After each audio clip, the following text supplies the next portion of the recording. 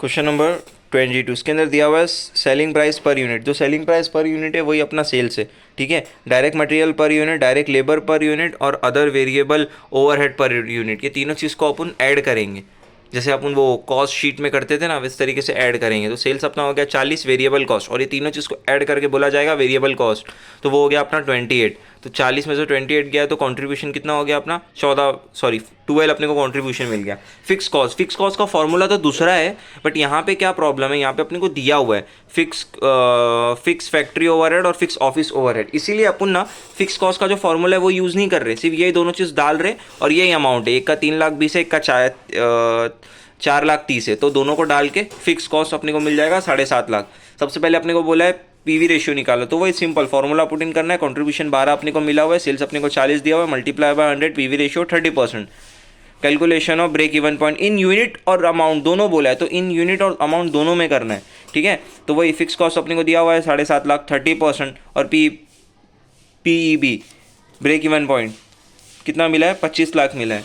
उसके बाद break even point अपने को यूनिट में भी निकालना है, सेम जिस तरीके से अमाउंट में निकाले उस तरीके से यूनिट में निकालना है, कुछ चेंजेस नहीं है, सारी चीज़ें सेम है। बट कंट्रीब्यूशन ऑफ पीई बोला है, तो कंट्रीब्यूशन तो अभी अपन ने निकाले 12, तो बस उसी 12 को पुट इन कर देने का है, ठीक है। कैलकुलेशन व्हेन प्रॉफिट इज़ 4,50,000, तो रिक्वायर्ड सेल्स है, फॉर्मूला पुट इन किए, फिक्स कॉस्ट जो दिया था वो, प्लस डीपी डिज़ायर प्रॉफिट 4,50,000 के 30% है, तो रिक्वायर्ड सेल्स अपने को मिल गया कितना, unit 10,000, 10,000, lakh 10,00,000, 40,00,000।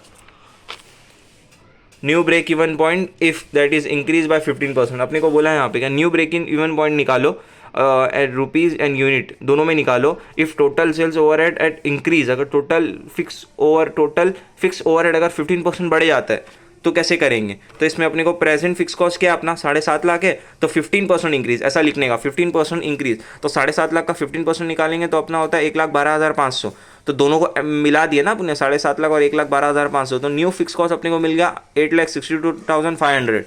Break even point का फॉर्मूला फिक्स कॉस्ट अपने को कितना मिला, अभी जो नया फिक्स कॉस्ट मिला वो लिखेंगे 8,62,500। ब्रेक इवन पॉइंट 30% था, डिवाइड किए तो मिल गया अपने को 28,75,000, ठीक है। ये तो अपना रुपीज़ में निकला, अभी यूनिट में भी निकालना है, तो यूनिट में भी सेम प्रोसीजर है, बट कंट्रीब्यूशन ऑफ पीई है जो 12 है, बाकी जो फिक्स कॉस्ट है वो तो अपने को दिया हुआ था ऊपर जो अपने नया निकाले, ठीक है।